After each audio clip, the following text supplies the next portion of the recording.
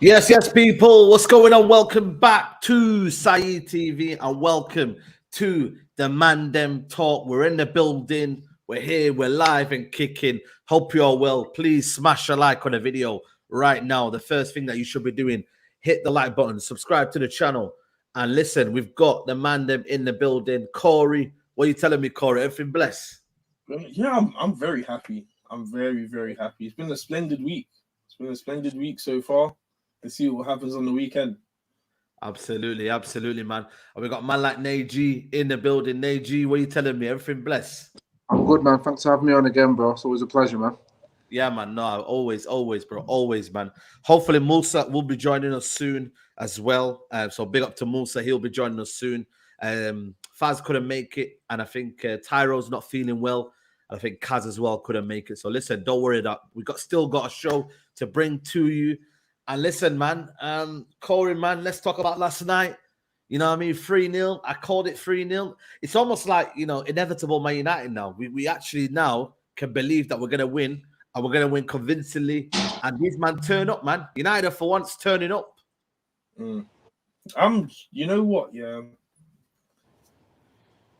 I'm so surprised to this season. So surprised. Start of the season was looking like it was going to be a very long season. Ten Hag is, I cannot believe such a guy has came to the club.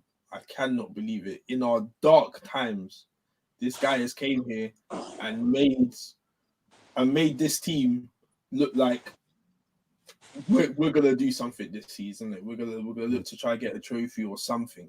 We are looking very, very convincing right now.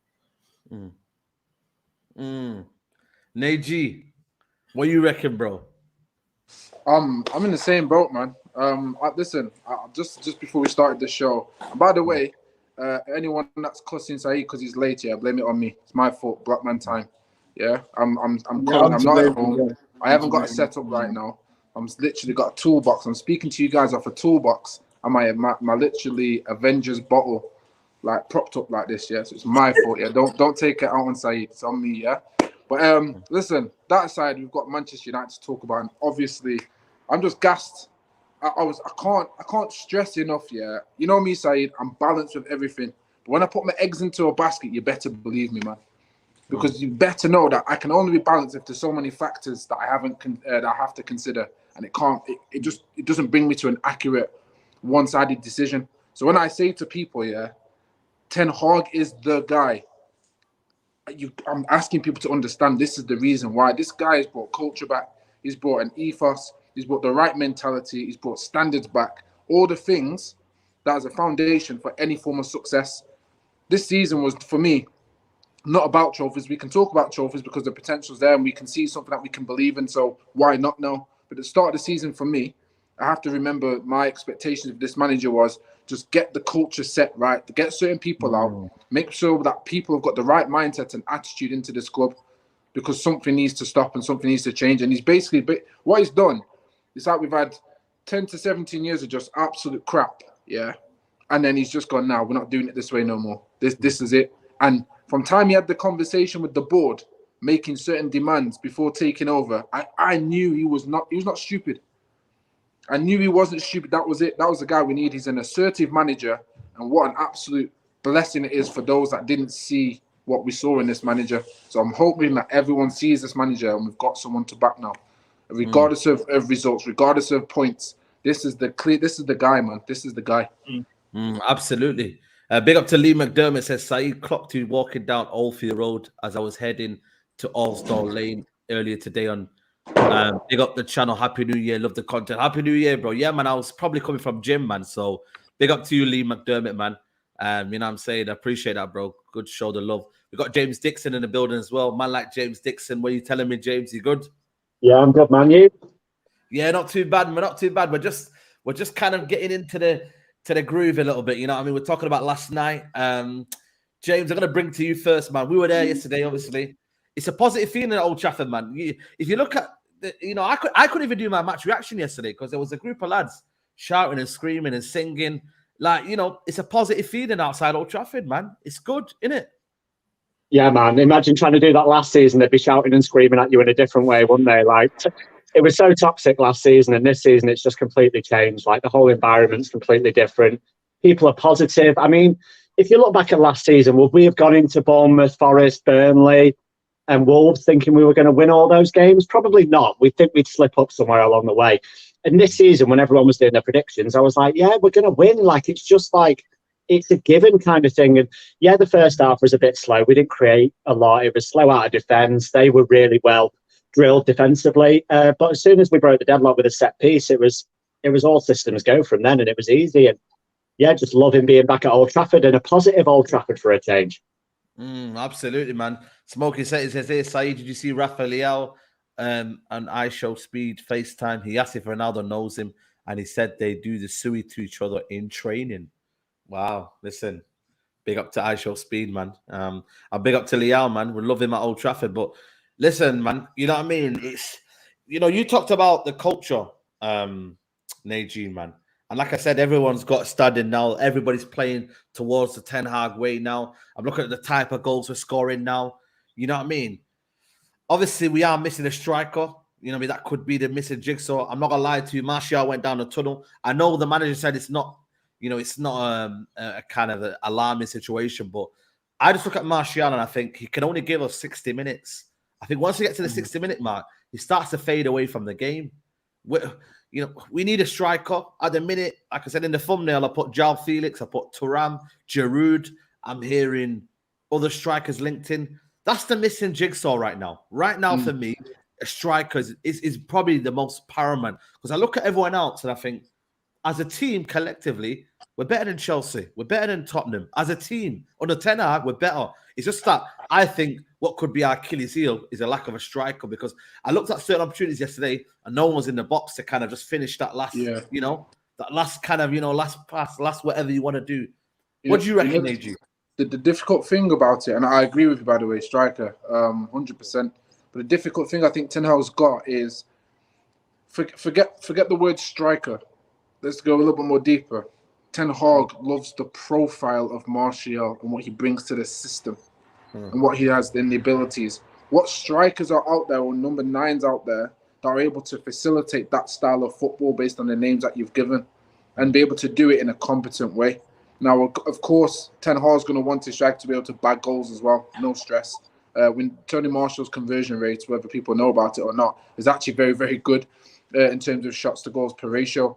And that's across his entire career at United. And I think when Aguero won Golden Boot, I think Martial's conversion rate was the best in the league. So in my opinion, I think he's a cold-blooded finisher when he's on top. But like you said, he gives us 60 minutes, and it's seemingly that way at the moment. And I just think time's cut out on Martial's physicality and abilities to be able to be a proper player in this team. And that doesn't mean he hasn't got the talent. It doesn't mean he hasn't got qualities. That's not what we're talking about. What we're talking about is, can you give us 90 minutes week in, week out, and maintain the level that you bring to this club? And I don't think we can. And this is why I'm saying the profile is important to Ten Hag. We can't just go and get any striker because we need goals. Because I know there's a lot of fans out there talking about goals. It's how you get them goals. And if you look at how Ten Hag's team play, the striker number 9 has more of a job than just to put the ball in the back of the net.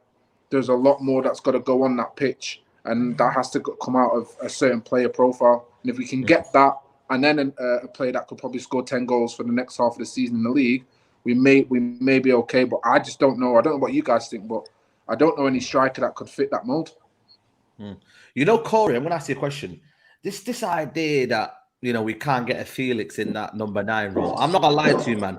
I think you guys are underestimating Ten Hag, because I'm looking at United's positions when we go in the box. Garnacho's in there. Bruno's in there. Bro, look at Luke Shaw arriving in the box. Like, the system isn't created for that natural number 9. It's created where United, they overload. Donny van der Beek's in there sometimes. Like, it's kind of not as simple as what people think, like natural number 9.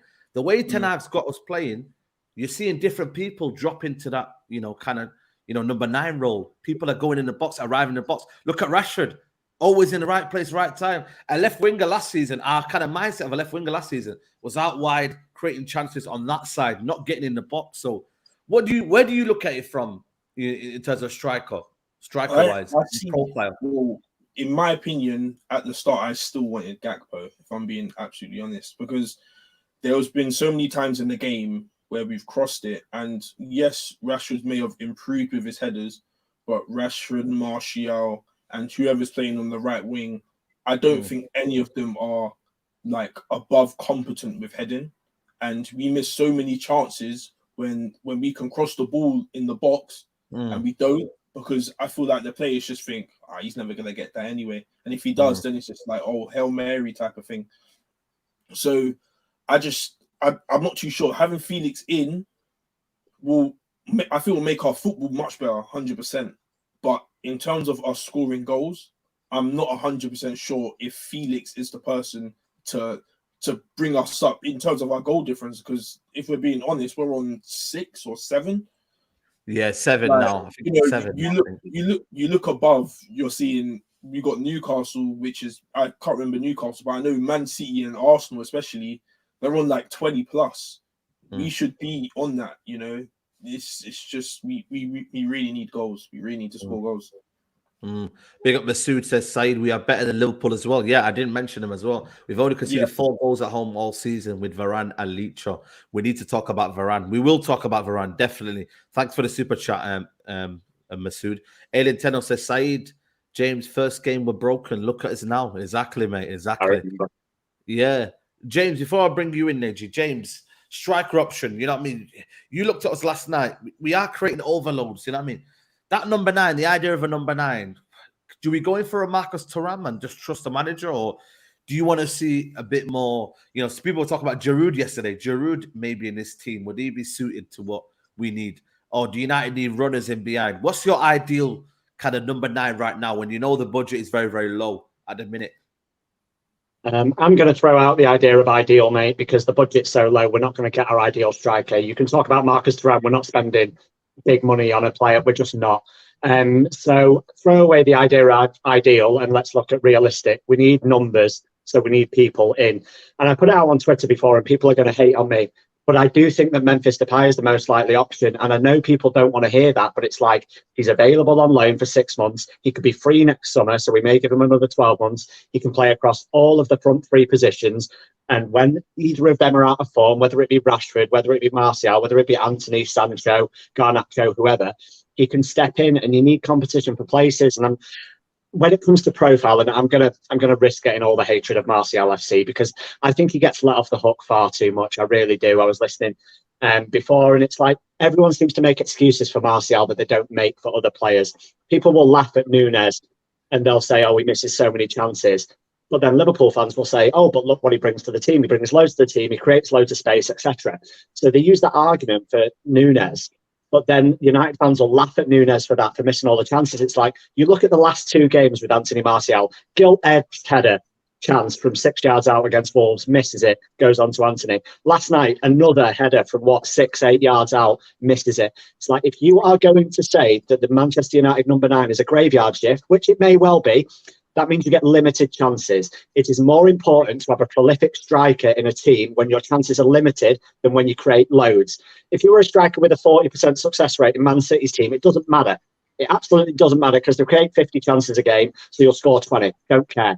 If you create 1 chance a game, you need your striker to take that chance. And Martial is not that person at the moment. And I know he touched on before that he has a better conversion rate than Aguero when he won the Golden Boot. We're in 2023 now. We're not in 2019 anymore, or 2020. Anthony Martial this season is not doing it for Manchester United, and he needs to be held accountable, not just like, "Oh, it's Martial, we'll let him get away with it." Not having it. Neji, what do you think of what James said there in terms of, wanting more from Martial? I mean, he should have scored that header. That was on a plate, man. I don't know. That's 2 games. He should have scored 2. 2.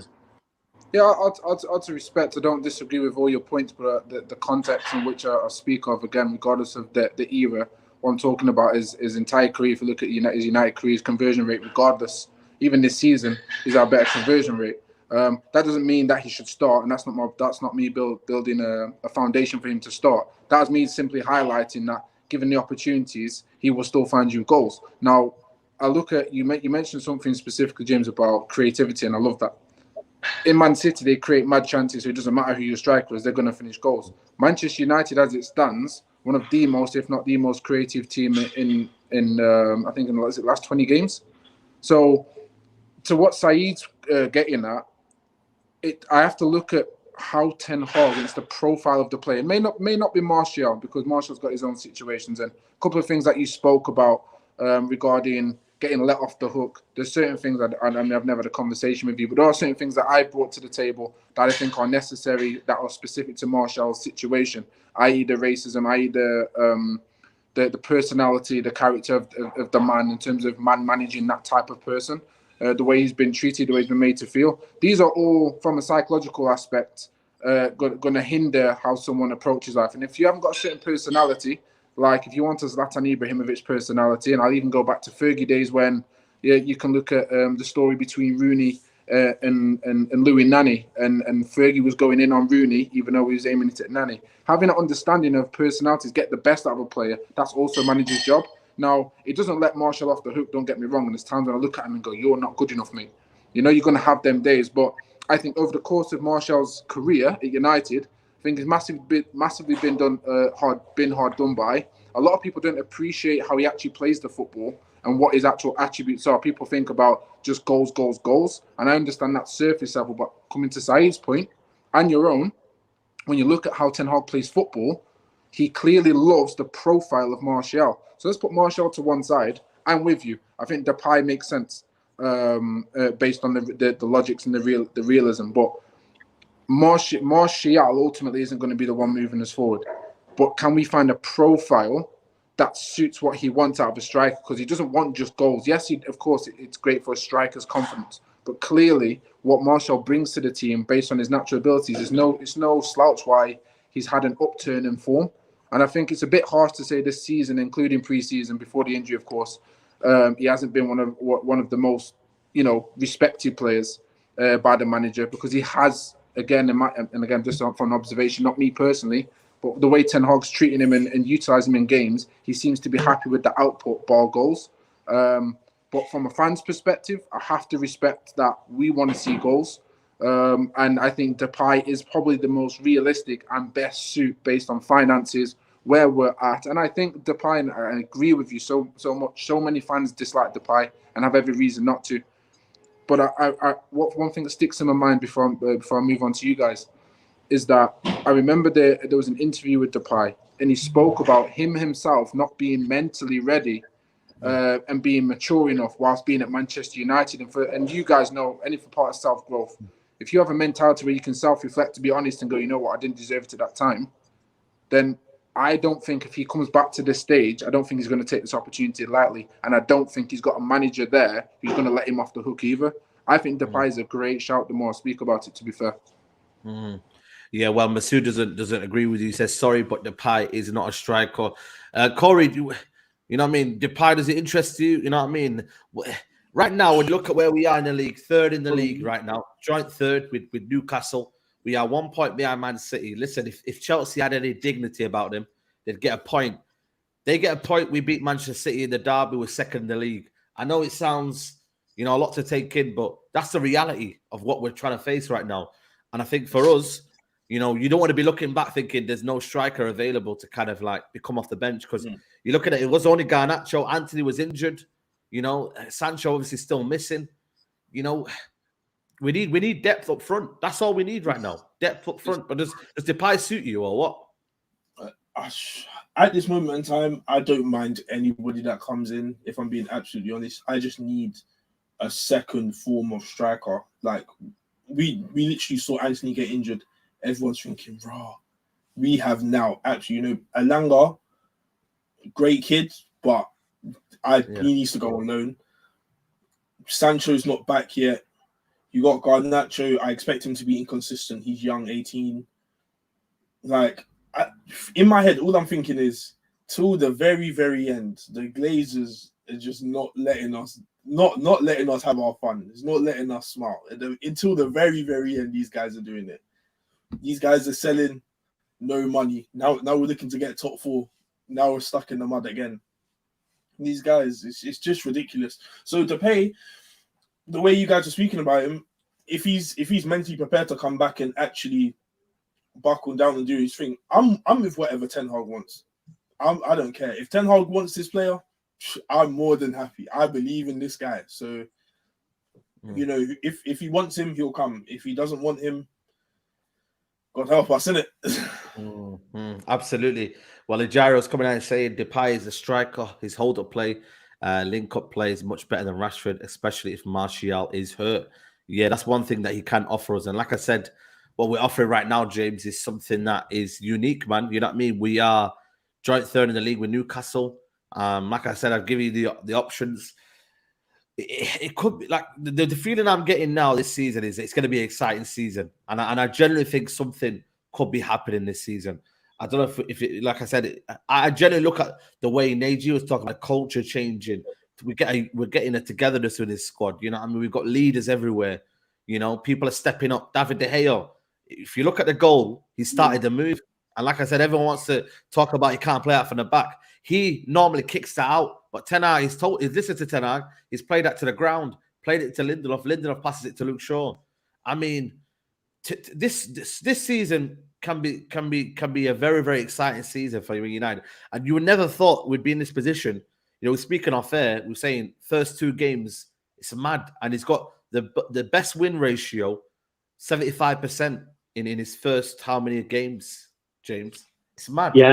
First 25 games, I think it is. He's got a better rate than almost anyone, including Ollie, who won like 13 out of his first 14 because he obviously got the job from a caretaker role or whatever.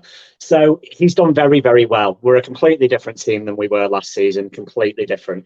And the season could be very good. You look at the first 2 games, obviously, Brighton, we shouldn't have really lost that game, but it was pretty poor. Brentford, we got demolished. And then we went into the transfer market. We obviously missed out on Rabiot thanks to his mum. We missed out on Arnautovic thanks to fan protests. And we went and got the best CDM in the world. And he's just made the difference to our team. He's absolutely outrageous. I don't know if you guys were at the game last night, but when you're watching him, I said to the guy next to me, I was like, he's the best player I've seen in a United shirt in 15 years. He's phenomenal. Yeah. He's absolutely phenomenal. And he's made a massive difference to how we play. And when people are talking about expectations this season, right, I was asked on another channel before the beginning of the season what my expectations were, and everyone was putting a number on it, you know, 6th, 5th, 4th, etc. And I was like, I don't really want to put a position on it. I just want to see us playing a style of football. I want to see us believing in the coach. I want to see the leaks stop from the dressing room. I want to see a unity in the fan base. I want to see all this stuff. I want to see Ten Hag get given some backing and go and get some players that suit his system and all this kind of stuff. And you've got to say that it's exceeded all expectations. And if you're a United fan with any sense of perspective at the moment, you've got to be absolutely over the moon with how the season's going, because we're doing absolutely amazing. Like you said, we're joint third. It's not unrealistic that Chelsea could get something off City, and we could. And we could be in second place. And listen, Arsenal, and you never know. It's in the chat all the time. Don't talk about the title chat, Saeed. Well, I'll talk about the title chat. 21 coming. Come on. Come on. You know, James, that's your opinion, by the way. That's your opinion, by the way. I'm not involved in any. I think for right now, step by step, we're experimenting at the minute. We're experimenting. I think, like I said, I think it's that feeling with the United fans that, like I said, Neji, you know, people are positive, people are excited, people are, you know, they want to believe, and this is if they want to believe, and that's their kind of way of kind of processing it all, then that's with them in it. But what do you think? Are you putting your feet firmly on the ground? Are you like James and Faz? If Faz was here today, by the way, you'd be shameless. Yeah, Faz would be about that life, man. You know me, I'm balanced, but I can't deny the situation. That's what I can't deny. The facts of the matter. I like that. I can't deny the situation. That's the situation we're in. Six unbeaten in a row, whatever it is, since I think is it at home or whatever. We haven't lost since City. Like, I don't see why we should not be challenging this season based on what's going on. If you ask me at the start of the season, of course I stand there and go, no, my prediction was genuinely 5th. And I stood by that because I didn't think the culture would, again, I didn't think the culture could be changed in one night. And I dare say I didn't think the Glazers would back and go above their beyond the budget, which they clearly have. So these are miracles and surprises that have happened that have now made us have to sit here and change our approach to where we are right now. What Ten Hag's got us doing has now give us the fans a genuine belief of we've got a style of football that we can sustain. We know we're low on numbers in players wise, but we're still managing to maintain what we're doing. If we can stay consistent, and you know Ten Hag is ruthless here, and you know the players are taking that on, if you can remain consistent and have that mentality, then when everyone's falling off and dropping, you're going to step up and show character like we did against Wolves. Because normally we're losing that game against Wolves. That's a fact. We struggle anyway. So when you take that into consideration, we're going places, moving forward. I know people won't like to say it because, again, I don't think people like to appreciate the honest facts. But you can't deny what James is saying. There are facts there I can't overlook. So is it right to take those facts on and then say, well, based on what we just spoke about and based on what is a fact, I am allowed to have this stance and this opinion that we could challenge for the title? And let's not forget when Arsenal way back were 12 points ahead and then they flopped it. Like, do you know what I mean? We could repeat history that way, no stress. You know what I mean? I know some of I may be showing my age there for the 90s babies, but listen, we know Arsenal have got it in them to bottle it. Them players have it in them, and they've shown that throughout. Ten Hag hasn't shown a glimpse of that. So let's go for it, man. Let's go for it. Big up to Alien Tenno. He says here before World Cup break, Faz was telling us. Yeah, man, he was. Big up to everybody who's watching. 500 is in the chat. Please smash a like on the video. Subscribe to the channel if you're new, guys. So please make sure you go and run the likes up. Corey, I know you see. I see your facial reaction. That, you know what I mean. Like, where do you see Man United at the minute in terms of where we're going now? I can't get too excited. You know, we're literally one Casemiro injury away from absolute disaster. You know, you're looking at, if Casemiro doesn't play, you're looking at McTominay or Fred in this midfield. And the levels from the midfield we've got now to the levels of that midfield is literally night and day. You know, we all know, well, to be fair, Varane, if Varane gets injured, I don't mind having, like, pushing Martinez to the right and having Luke Shaw as that left centre-back, because those two games for me, he has impressed me a lot. But in terms of a title challenge, I think we're about 2-3 players away from thinking about trying to do a title challenge. We need to strengthen our squad heavily. We're in so much trouble in terms of how many games we've got for the season, about who we're going to rotate. Literally, like, yes, we won 3-0 against Bournemouth, but on another day, Maguire and Lindelof are doing absolute shambles, and those shots that De Gea was saving go in, and then we're all looking around like, again, we're stuck in the same situation again. We all thought we was going to improve, but we stagnated again.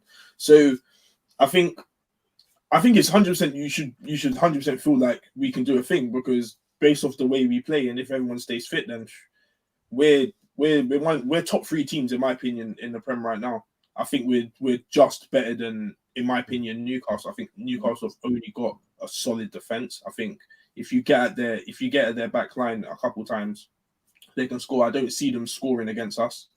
But yeah, like, I don't know. I think title challenge is too premature for me personally. Mid-size sedan says dignity. We're winning the league, Saeed. I don't know, mate. I don't know. Listen, man, you need to focus on your next 3 points, because you lot are in 10th, mate. You know what I mean? So you need to focus on when you're getting the next 3 points, and then you could discuss about, you know, title talk and all that, mate. But yeah, shameless. But if you look at them, look at Chelsea, 10th in the league, James. Look at what do you call it? Liverpool in turmoil. Look at Klopp's talking about, you know, blaming everything under the sun. You've got Tottenham, massive problems. Like, United need to take advantage, man, because I'm not looking to fall with them. I'm not looking to get involved in their antics. I'm not about that life, people. Yeah, you man have your problems. We want peace now. Yeah, I want peace, James. I want to be going Old Trafford down, you know what I mean, Old Trafford way, down Stretford Road. I want to be going home nice and happy. You know, I don't want this nonsense. Go and get into the. I mean, I want to be just chilling. You feel me?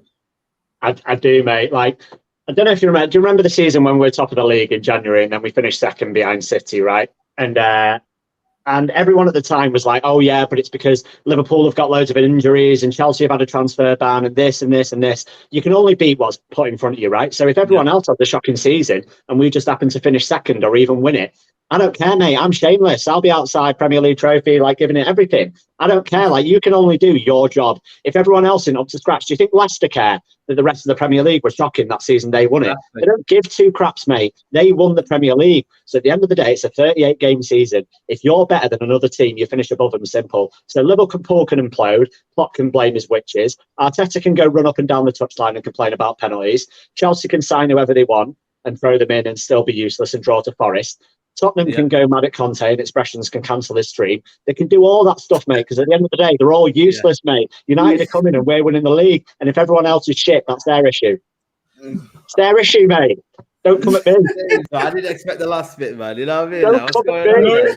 Don't bite me on and not expect optimism, Saeed. Come on. How many times you went to the gym today? What's going on? How much cardio did you do today? Not enough. You did the Stairmaster too much, man, James. You know what I mean? What's going on?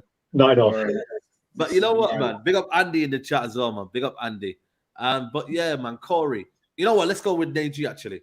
Neji, when you look at everyone this season, Neji, you there? No, I don't think he's there. Corey, when you look at everyone this season, no, you know what I mean? They've got problems, man. They listen, bro, big problems, you know. And when I look at what we could have, I don't really see any problems like that, you know. Graham Potter looks like he's too hot to handle. Tottenham, the Contes, you know what I mean? It's mad. When I look at their squad, bro, their squad is shit, man. Apart from Kane and Son, it's shit. When I look at Liverpool, midfield is horrible. Horrible. Bro, I didn't know. Come in and out, Deji. Come in and out. I think, I didn't know. But Liverpool, they haven't signed, besides from Thiago, in the last 4 years, they haven't signed a midfielder. Yeah. I could not believe it. For 4 years, they haven't signed a single midfielder. And now this is beautiful. When I see Liverpool down this bad, this is the best. I feel happy every day. Remember, I go to bed sleeping. I go to bed laughing. I love it. Liverpool they're just the funniest. Like they will forever be the greatest number two. They will forever be the greatest number two. Because boy, they cannot do it. They're done. No. I think you know what it is, yeah. I think with Liverpool, you know, that their midfield for me isn't the Liverpool midfield that we kind of knew with Wijnaldum. There's no energy in midfield. Fabinho's legs is gone. Thiago can only do so much in that midfield. Their defensive line as well, you know, they're chopping and changing it. It seems to me that they don't know the best 11. You know what I mean? So at the minute, you know, everybody else has got problems. Like I said, with our one, don't get me wrong, it's not all rosy. There's certain situations, but Ten Hag right now has got a balance with his team and what he wants to do and how he's going to imprint it. Everyone else, they don't know what they're doing. And Casemiro, by the way, as well. Midfield, unbelievable. The defense, flawless. Like, we're not conceding goals, Corey, you know? Like, bro, you actually did this. Now? It's like, what we got in the Prem? Like 7 clean sheets already. 7 clean sheets. David De Gea's got the second most clean sheets in the league, I think it is, or something like that. Needs 4 more to beat Michael, which he'll do. That is ridiculous. Crazy. That is absolutely ridiculous. Like, I cannot believe Old Trafford's a fortress. Like, you actually can't. You actually go to Old Trafford and I don't see us conceding. It hasn't been like that since. I can't even remember the last time. Yeah. Because even under Mourinho, we were leaking heavy goals sometimes. So, boy. I don't know if you guys have seen the stat doing the rounds, by the way, but we've not conceded a goal this season when Casemiro and Varane have been on the pitch at the same time. Wow, that just shows you everything, man. Crazy. I think Casemiro. Let me just read the super chat, by the way. If we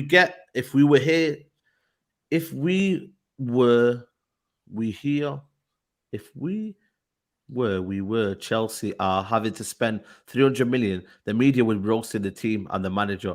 The media puppets absolutely hate United. Of course, man. And you know what I mean? Then now, if we were where Chelsea are, Oh, Yeah. sorry, if we were sorry, yeah, we were Chelsea were 100%, man. Like I said, it's different when other teams are spending money in it. And like I said, this Todd Bowley, you know what I mean? He's kind of almost spending out of trouble now. And he knows what he's got right now isn't good enough. So he's just going to put more money into it. But again, the pressures go onto the manager. But just going back to my comment, I think Casemiro's probably the best signing we've had since Van Persie, James. Because I look at the quality he's brought us. You know, when you know there's actual quality, this guy is that guy where you just know that he's everywhere. And I'm calling it right now. For me, it's the best signing since Van Persie.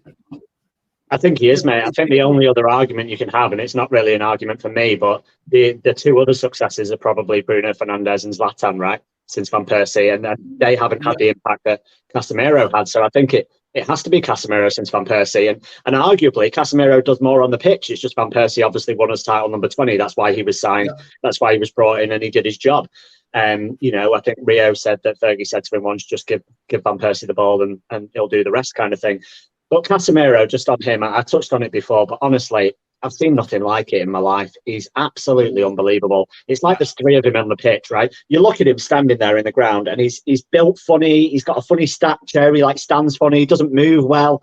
But then you look at him just playing football, and you're like, you are so intelligent. You're always in the right place. You read the game perfectly. You pull someone down and take a yellow when you need to. You let them go when you need to. You're great from set pieces. You're good in the air. Your anticipation's good. Your tackling's superb. And then, forget all the off-the-ball stuff that he's amazing at. On the ball, he's superb. He's got a shot on him. His vision and his passing is superb. Right foot, left foot, when to lay it off. I mean, I said at the time when we signed him, he's one of the best 3 CDMs in the world. Scrap that. He's the best CDM in the world, without a shadow of a doubt. Like last season, you could argue Rodri, you could argue Fabinho. They're nowhere this season. Casemiro in a Casemiro of his own. And all these Arsenal fans that are trying to force this kind of comparison between Casemiro and Partey, can you please just stop? Like seriously, we're tired of you lot trying to force and trying to be in amongst it. You're nowhere near Casemiro, so stop trying to claim things and trying to put things where they're not supposed to be. Casemiro is clear and Partey is washing his boots. How about that? Because I'm tired all the time. You know what? Shall we have a Casemiro Partey debate? Nobody cares. Casemiro is world class. Casemiro has been doing it. Partey's just about turned up this season. Where was he for the past season and a bit? Stop comparing Partey and Casemiro. I've had enough now because I keep saying all you have to say to them, by the way, is just say basically. They just basically say to them, just say, listen, there's a World 11 tomorrow. You're picking a World 11. Who's your CDM? Because every single person in the world is putting Casemiro as a 6 in that team. Every single person. No one's choosing Thomas Partey, not even Arsenal fans. If your life depended on it and you had to win that game tomorrow, they're putting Casemiro in there. Facts. 100%. Yeah, man, they're putting it. And this is it, man. It's like, they're going on like a CDM. They were doing he's like more of a centre mid. Like he can't defend on his own. Like he needs Xhaka next to him. Bro, it's more dick energy. Ridiculous. More dick energy, man. When I watched it, I was like, "Oh my!" I haven't seen a more I thought Casemiro was our defensive line, nick the ball, give it out. This guy can do anything. Like this guy can do absolutely. You know what's anything. mad? You know what's mad? Yeah. If Casemiro was still at Madrid, would Arsenal fans be comparing Partey and Casemiro? No, they wouldn't do it, bro. They wouldn't do literally. If Casemiro's at Real Madrid right now, and Arsenal fans have got Partey, and you said to them, "Oh, would you take Casemiro over Partey?" They'd be like, "Yeah, Partey can hold bench and Casemiro, but then Partey's a good option to come off the bench." All of a sudden, he's at United. Yeah, Partey's better than Casemiro. Shut up, man. You know what's crazy? Yeah, listen, I think Partey's been good this season, very, very good. Yeah, I think Casemiro on his own in a 6 and Partey on his own in a 6 are two different completely things. I think with Partey, Xhaka has been a massive influence on him, and they've created a little bit of a partnership.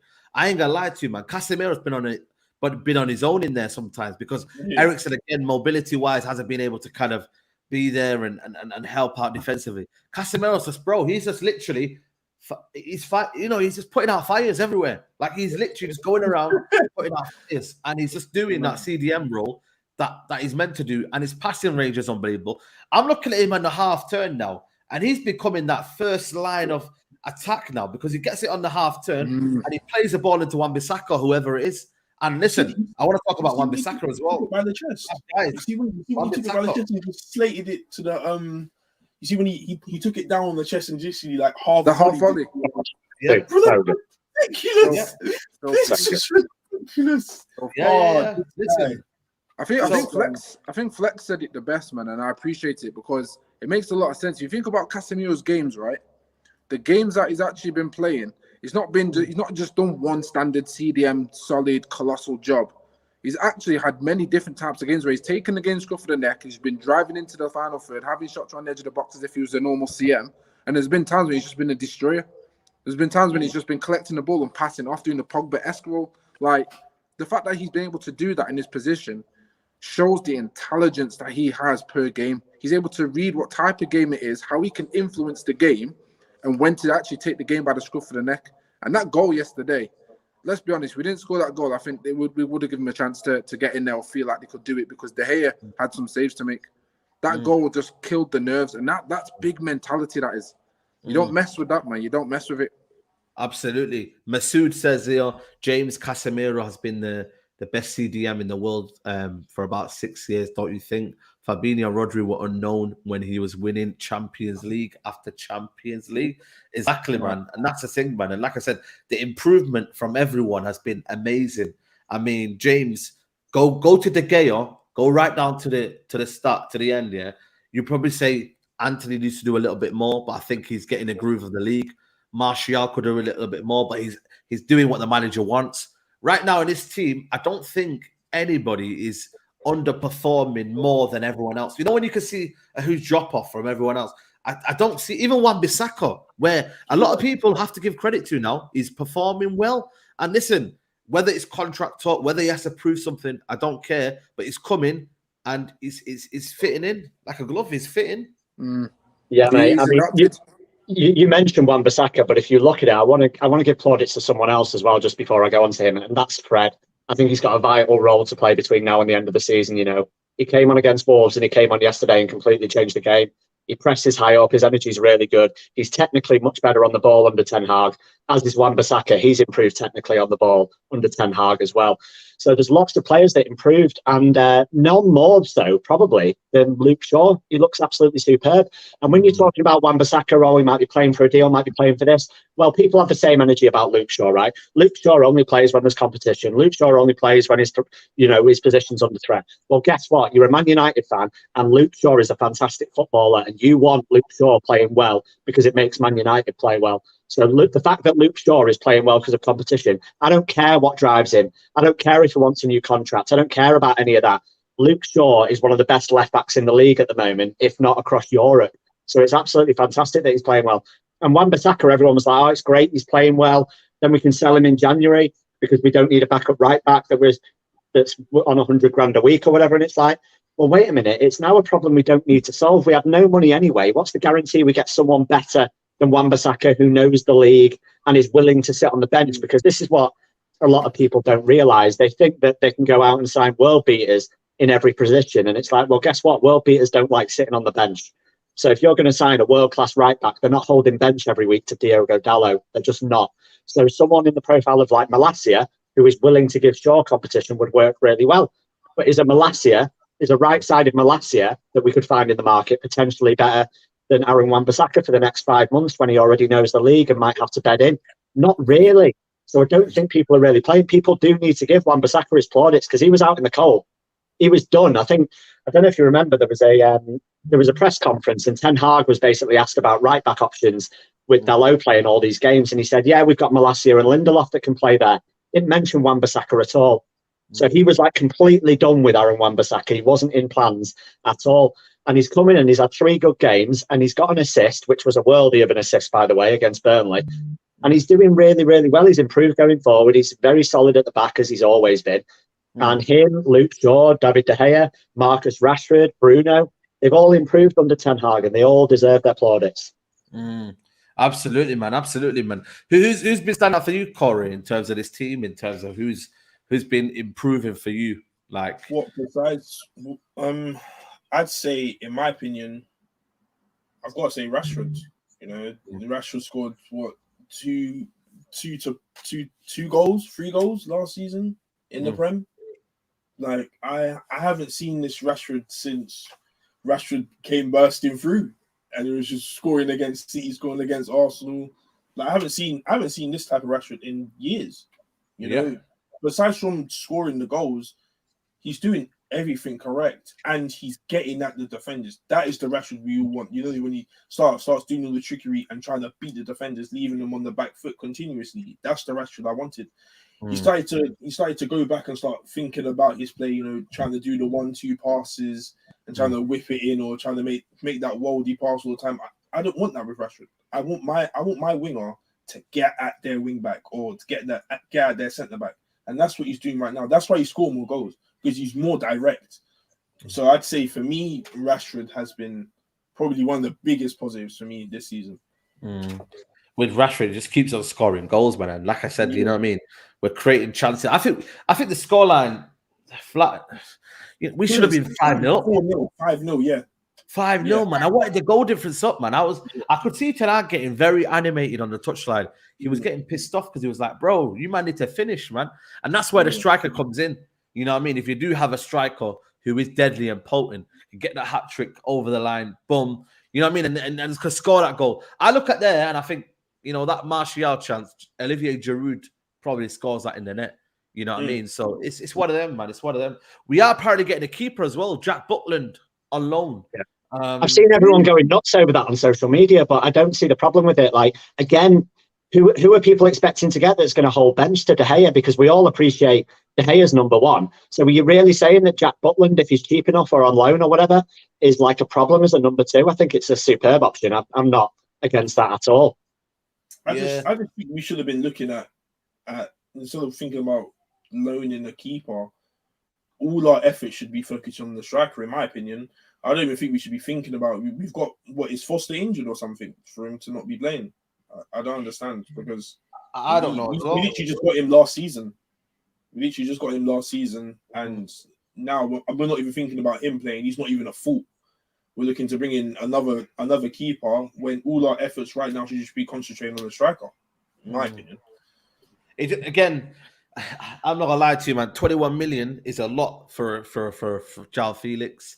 You know, it's gonna come from another angle. So that's why with the Jack Butland thing, I think Ten Hag wants a keeper who knows he can basically be number two and keep David De Gea on his toes.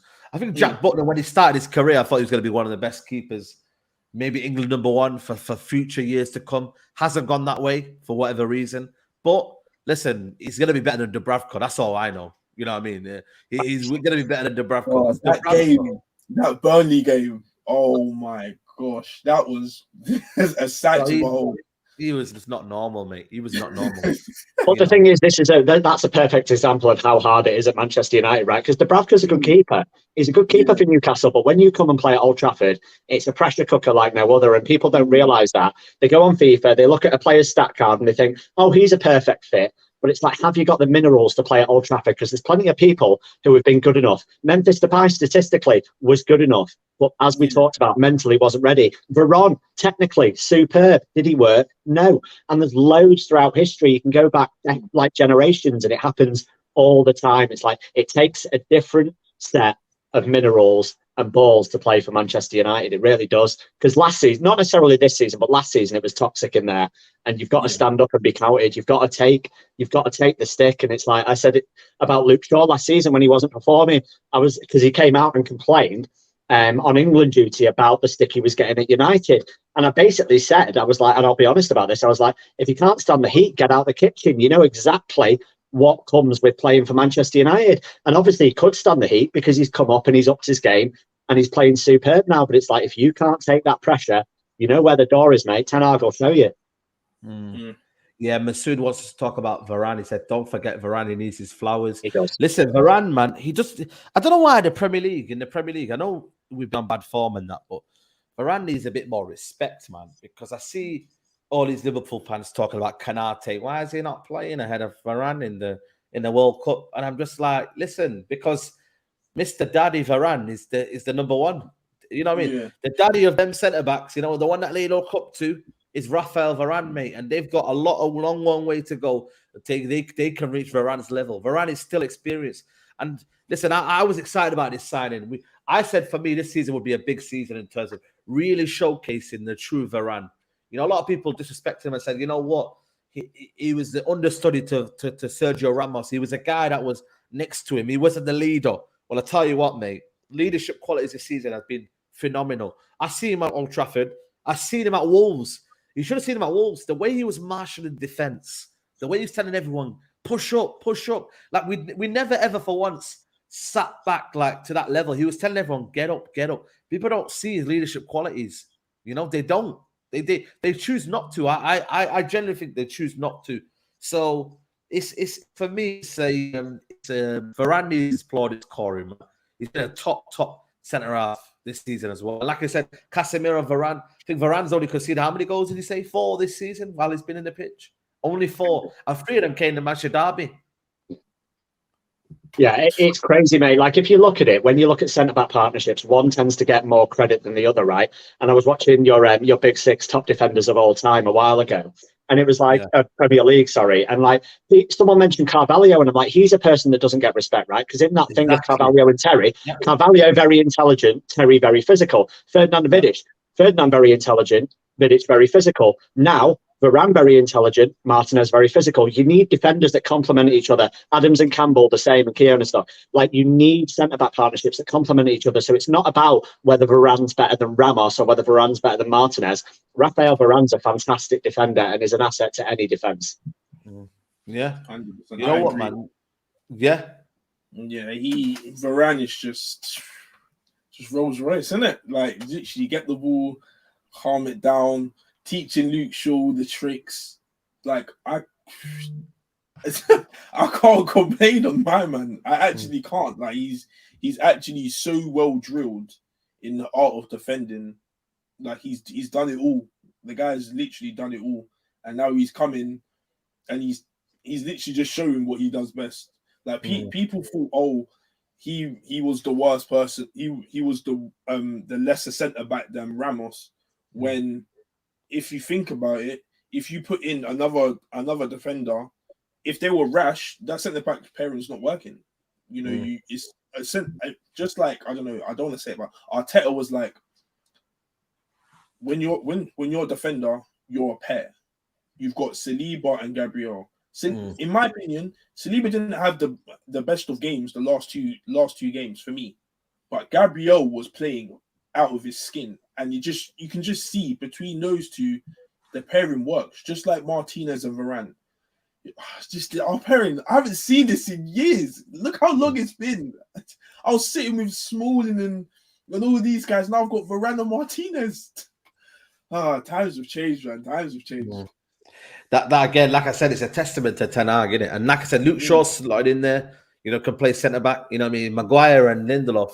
I mean, listen, I think overall they defended like what they needed to. I think sometimes we're too harsh to criticize them, but Maguire just makes the atmosphere so scary. It's not even them, It's not necessarily their defending. There was a moment where Maguire, the ball was in the air, but it seemed that his body wasn't in the right position because, like, I'm being serious here, and this is a Maguire thing. And luckily, I don't know what happened here, but he managed to kind of get back round and see the danger out. But his body position, his body composition was all over the place. And I think them kind of little things, James, they just cause anxiety. And that's why Varane and Martinez have just done it to the good level. And it's not even nothing against Maguire and Lindelof. They're just not cut out to be Man United's first choose centre backs. It's as simple as that. Yeah. Listen, mate, they're squad players and they should be squad players until they're ultimately sold. But the thing is, if you want 2 world-class centre-backs, then no matter who your other 2 are, there's going to be a drop-off because you can't have 4 world-class centre-backs because they're not happy to hold bench. So you're going to get a drop-off. So that's absolutely fine. I've got no problem with that. Luke Shaw came in, did a very good job at left centre-back, and I'm sure Maguire or Lindelof could do a job at right centre-back. I've got no issue with that. On the whole nerves thing, when you're in the ground, you do feel it. The fans don't help themselves sometimes, and they certainly don't help Maguire because when it comes to it, there's like all the air gets sucked out the stadium. Like everyone's like, And it's like, it must affect him, like it must do. But in general, I thought he played okay yesterday. Like there was one stupid mistake for a corner. There was a few times he looked unsure, but there was a few things he did very well. And Yeah. I'm gonna flip it a little bit and basically say that we need to look at this as a positive, right? We didn't play our first choice team yesterday. We're playing 3 games a week for the next 5 months.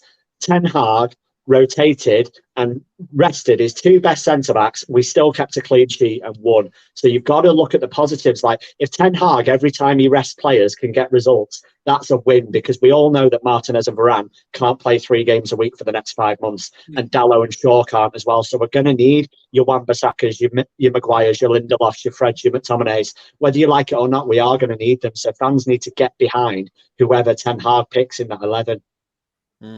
Also, man, I was sorry to kind of see Donny van der Beek. Listen, I know there's people out there that don't rate Donny van der Beek. It's for me, the referee was awful in that game, by the way. Again, you know what I mean? Wolves was bad enough, but this referee, this game was awful. But that challenge was so bad. And I'm on East Stand, row tier 2. You know, I'm thinking to so myself, it's the other end to you, innit? Because it was in front of the Stretford end, wasn't it? I could see the veracity in that challenge. I could see it. And I thought, you know what? I thought he started okay, very well. There was 2 opportunities where he pressed the ball, and I think he played it to Bruno. Bruno then didn't get the shot or didn't get the crossing. And there was a moment where he tried to make a little clever flick, and it was only that Martial or whoever was in there didn't anticipate it. But I think, you know what, man, guys, man, Donny van der Beek, man, I just think, you know what, Corey, man, it's just that looks like for me a long-term injury. I think he's going to be out for at least 3 or 4 months because his actual whole leg. I see the picture, it bent, it looked awful, absolutely awful. It makes me shiver on the inside whenever I see it. It's just mad unlucky. This guy has been begging to play for Man United for the longest now, and the last couple of games he's been playing well. Last couple of games he's been playing. He's had good little cameos, and I think. Okay, it's not to what we want to, the standard of so-called, you know what I mean, United. But I get it. He's been playing well. Due credit. He's been looking sharper than usual. And then just stuff like this happens. It's just it's sad to see. Man. It's mad. Listen, I don't think he's good enough for Man United. I clearly don't. But at the end of the day, like, it's good to have options. So I look at like Fred, and he's coming in as a replacement for Eriksen when he needs a rest. And I look at Donny, and can he come in for Bruno when he needs a rest and stuff like that? So, are we light in there in that midfield part? Do you think light in there because it's Fred and McTominay? And McTominay, I don't know what's going on with him, man, but he seems to be ill and injured. Then what's going on with McTominay? Like, you know what I mean? Yeah, it's strange because he looked like after obviously the first 2 games, which we're all writing off because none of us remember that. McTominay's actually been good since then, right? Like until the last post World Cup. So it's a really strange one because he looked good early on, but now it's like, I don't really see him as an option. Whereas Fred has come into his own, and Donny's looked okay as well. So it's like we are light, but again, we're not going to address it in January. We've got £18 million in the bank. Anyone that thinks that we're signing multiple players is absolutely crazy. You've got to look at maybe options that could come in, like your Charlie Savages, your Zidane Iqbals, your Kobe Mainus, and maybe that there's an option out of one of those. But we are a little bit light. Like I said, I don't think Van der Beek's good enough, but no one likes to see. What? We got Tom Huddleston, you know. Well, yeah, he coaches, doesn't he, though? Is he a player coach for the 23s? He's a player coach, man. He's 35. Yeah, so he plays for the under-23s at age 35, yeah? Yeah. Listen, man, you just never know with him, man. You just never know, man. Aiden Tedder says he doesn't look fit at all. He doesn't look fit. He doesn't, man. He's just kind of doing his thing. Running to Dubai. Aiden Tedder saying Maguire is making me smoke. Maguire is me smoking pot playing footy. Listen, man, big up to Aiden Tedder, man. Good to see you, man. Good to see you. Awinski says, big up to you. Awinski goes, Maguire and Lindelof are just defenders. Varane and Leach are defenders and so much more. Tempo moderators, calmness, class, vision, quality, man. That's one thing I think that's underrated about Varane and Lindelof. Varane and Martin is that they make everything quicker. So when we are attacking, everything's quick. I've never seen, Lindelof and Maguire should be called sideways. Like all they do is just pass side to side. Get the ball forward. That's all I was streaming in that first half. However, man, that was a first half issue, but like you've got to look at it. You can't just blame them two because the movement in front of them in the first half was non-existent. No, but I get that, James. Yeah, but they initiate attack. Varane and Martinez, when they have the ball, James, they make the ball quicker. Look at the way Lisandro Martinez steps into midfield. That's what they do, but they're better passers, mate. So like they don't need the midfielders don't need to be in as much space because Martinez and Varane can fizz the ball in. Lindelof and Maguire can't do that. So if you're a midfielder, like if you're Donny or Bruno or Eriksen yesterday, Maguire and Lindelof are playing. You have to work even harder to get in space. Do they not slow the game down though, Lindelof and Maguire? They do, but at the same time, the midfield need to take that into account and do more. Like if you're a midfielder, you need to get into space. You do. Because they're not got the passing ability. There's going to be a drop-off, right? Like we said, from Varane and Martinez to Lindelof and Maguire. But you can't put the whole blame on Lindelof and Maguire. People did it against... That, but I think that's where the main problem starts from, is from the defence, because they need to initiate the attack. They need to get the ball, get it into midfield. I get the midfielders have to kind of come You have to show for it, mate, yeah. You can't pass to no one. Yeah. And Lindelof, the thing is, Lindelof and Maguire, especially Maguire, is probably one of the best at doing it, driving into space. He does it for England. So why not doing it for United? Again, it comes out. He can't recover and he's not got Varane to bail him out. That's why. And there you go. That's why it comes down to. I've just got some news here about João Felix. Have we got him? No, we haven't got him. But listen, it's basically Atletico Madrid have told Man United they want 12 or 13 million for the loan of João Felix. So is this? Is that with wages or not? Wages or not? Because if it's that, Corey, would you take that? Yeah, I'm paying 100%. I was looking at 21, I was thinking, that's a lot. But 12, 13? Yeah, more than 13 million for the loan. Let me know in the chat, would you take that in the chat, people? Would you take that? 12 to 13 million for the loan of João Felix. Again, it just comes down to, this is a special season, an exciting season. Teams have dropped off. This is why I'm looking at it thinking, go for it. Because I'm like, when are you ever going to get a better season to go as high as you want in the league? To go and win a trophy when everyone else is crumbling? I told you, people, rivals are crumbling. So take advantage. Yeah. Again, as well, like if you look at it, people are going on about our squad and we need numbers, and we do. But what's the Arsenal squad saying? They're a couple of injuries away from being a nightmare. They've got Jesus injured. What if Nketiah gets injured? Who do they play? What if Partey gets injured? Who do they play with Xhaka? What if their keeper gets injured? Who's their backup keeper? Like, there's so many, like, apart from City, and Chelsea aren't really in it, but apart from City, the rest of the squads are awful, really, for the backup. You look at Liverpool's bench, it's awful. Absolutely awful. So the problem that everyone says that we've got, and the reason we won't get top four, is because of the fixtures and injuries and stuff. You got to look at the other teams. They're not blessed with great squads. Tottenham, Liverpool, Arsenal, not blessed with great squads at all. No, nobody is. Like I said, 12 million for 6 months is absolutely ridiculous. Atletico Madrid are taking advantage of us. One thing as well, he's got this guy here. This guy's got to speak to Atletico Madrid and say, listen, you're trying to extortionate me. Like you're basically trying to take advantage of me. Why are you taking advantage of the situation?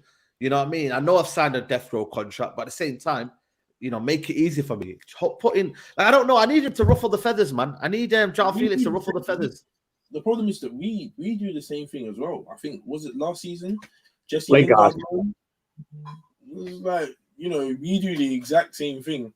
So I don't think we're like, as a club, we're in a position to complain when this is being done to us, because we're first off to go do it and laugh and look at our money in the bank type of thing. So I don't think we're in a position. Did we get 8 million for Martial on loan last season? Did we get 8 million for Martial, or was it? What did we get for last season for Martial? I thought it was 6 mil, something like that, 6 to 8 mil. I could be wrong. I thought it was 6 mil for the remainder of the season from January, but I could be wrong. Yeah, I don't think 13 mil is bad. I can't lie. 21 mil, they're taking the P. But 12, 13 mil, I can't. What happened to the good old days when you could just pay the wages? That's what gets me. Like if you went into a car garage, right, and leased a car, and then you said, right, Corey's leased the car, he's got this brand new car, but he fancies driving something else, but I'm like, oh, I want a car. He could surely just say to me, like, oh, you take over the payments, like you pay the 200 quid a month and you can drive my car. Yeah. Whereas instead, he's being greedy and he's being like, oh, James, give me 10 grand for this car and pay to 200 quid a month. It's just greedy, Yeah, isn't it? it is greedy, but listen, we'll We're in a see, man. position- We'll see. football Obviously, makes too much money. It makes too much money Yeah. now. We're in a position where it makes way too much money. So yeah, no, 100%, man. Like I said, we're 7 points clear of Liverpool. We potentially, if Tottenham lose tonight, yeah, how many points are we going to be ahead of them? It's 5. 6 already, isn't it? It's I think still 5, I think. Still 5 with the game in hand. I think 5 if they lose today, it'll be 5 with a game in hand. But as of now, it's just It's 5 level. Yeah. Five with a game in hand. You know what I mean? So, listen, rivals are coming, and obviously Chelsea. Well, listen, Chelsea. I don't know. They need to help themselves, man. Forget anybody else. Yeah. You just help yourselves, mate. You know, That's what I said to you. Dignity is needed tomorrow night. Go and get some pride in your team, man. The Blues. And big up to Price and Melanie. He says, no need for a striker grab. Felix, wait for the new rich owners to come in and get us Mbappe. And Ten Hag's cooking will peak. Listen, I talked about Ten Hag cooking, but I didn't say a full-on, you know what I mean, Nusrat, you know what I mean? We didn't say a full-on steakhouse, man. You know what I mean? We need to chill, man. Mbappe, you know what I mean? Mbappe is a dream. That's like, you know, when I remember United were linked to Neymar. I remember United were linked to like players that we just never knew were gonna go and get. So please, man, don't get me excited, because if Mbappe came to Old Trafford, listen.